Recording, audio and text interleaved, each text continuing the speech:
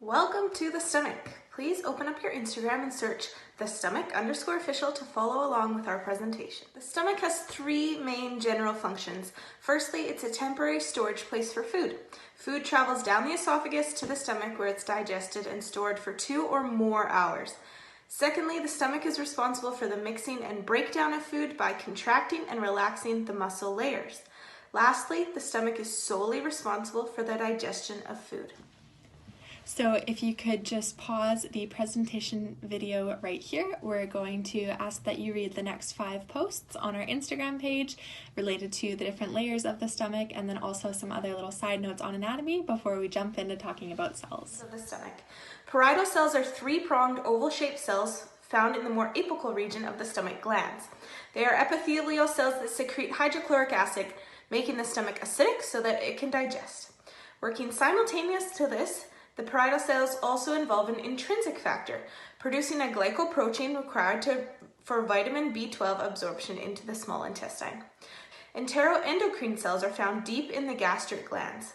These cells release chemical messengers into the interstitial fluid of the lamina propria. Some of these messengers include histamine and serotonin, both paracrine hormones that work locally.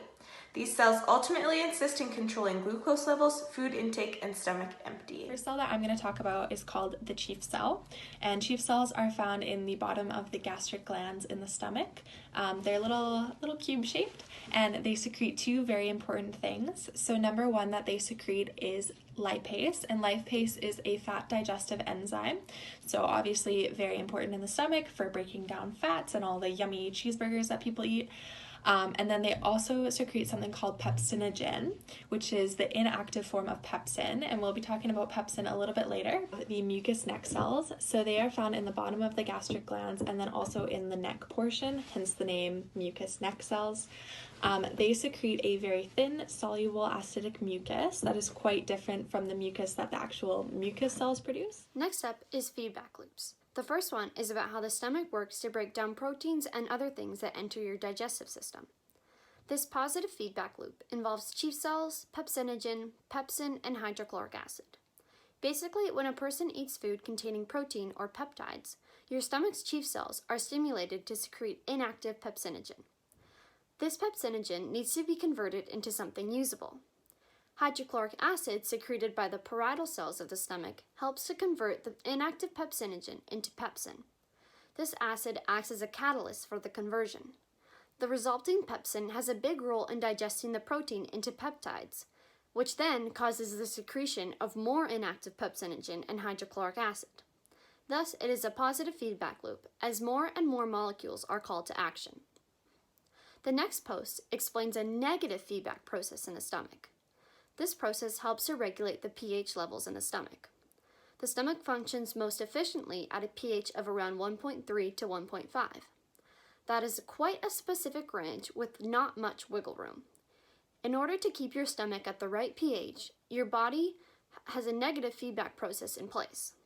One of the main reasons that your stomach's pH is so low is due to the secretion of an acidic substance called digestion from G cells. If the body detects a pH lower than 1.3, then the G cells will be inhibited from secreting this substance, which in turn stops your pH from dropping. Hey everyone, it's time to talk about histamine. Histamine operates in the immune response and in the bowels. In relation to the immune response, histamine is released when the mucosal surface is exposed to foreign particles, which is the worst. Histamine practically tells the capillary to become more permeable to white blood cells so they can go beat up the foreign particles. While this is great and dandy, there ends up being a bunch of fluid that moves out of the capillary because of the increased capillary permeability. Yikes! The influx of the fluid moving out of the capillary brings about the symptoms that are typically seen with allergies. Hence why in the photo they are holding a Kleenex box. Histamine can also act like a neurotransmitter when it is in the brain. Pretty sneaky, hey? Its main brain gig is to increase wakefulness. Histamine is also involved in the stomach. It tells the parietal cells to make gastric glands. Serotonin. You may have some ideas about what serotonin does in the body, like how it regulates your mood. And that is true. Serotonin is a hormone that ensures the cells in the brain and nervous system communicate. As a result, when a person has a healthy level of serotonin in their body, they likely feel calm and emotionally stable. Serotonin causes contraction of the muscles. I know, hey? It is also involved in regulating sleep and assists people when they have nausea. Nausea causes the production of serotonin, which helps remove the bad food from the stomach so that you are nausea-free. Also, it assists in helping blood to clot. When serotonin literally tells the serotonin literally tells the tiny arteries to narrow so that blood clots will form. People, it is time to talk about somatostatin. When sympathetic nerve fibers are stimulated, somatostatin, which is an inhibitor, is produced. Somatostatin targets many different parts of the body, such as the stomach. In the stomach, it reduces the emissions of gastrin and secretin. Somatostatin also impacts the pancreas. It inhibits the production of glucagon and insulin.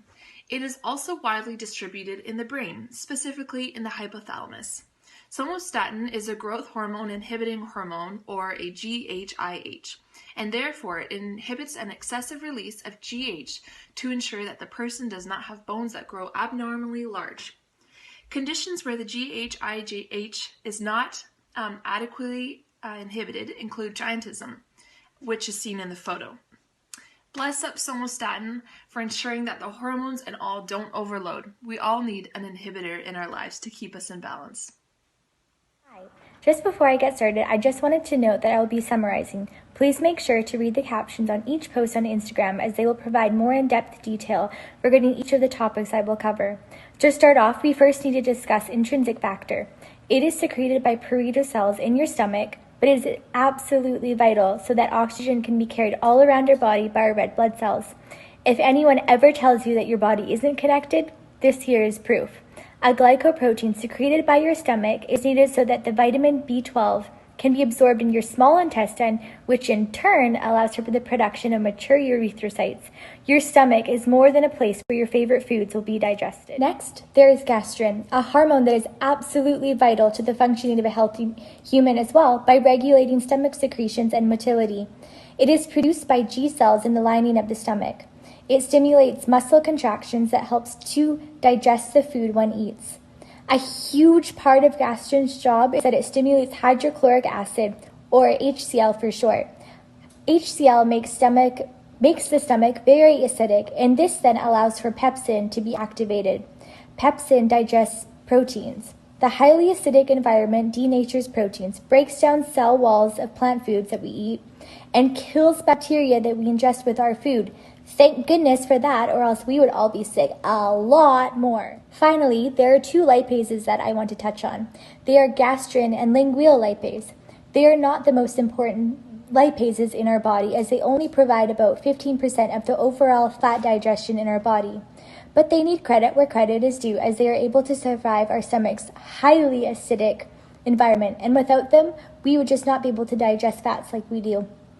We all need healthy fats for our brains and the rest of our bodies to function, so we can be thankful for our gastric and lingual lipases. And to end, after all the research and learning that we have done about the stomach and its role in digestion, I am reminded and incredibly amazed by the intricacy of how our bodies function.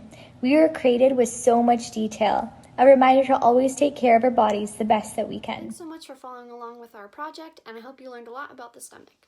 If you want to learn even more, we have posted a bunch of fun facts on our Instagram page at thestomach_official. Thanks again.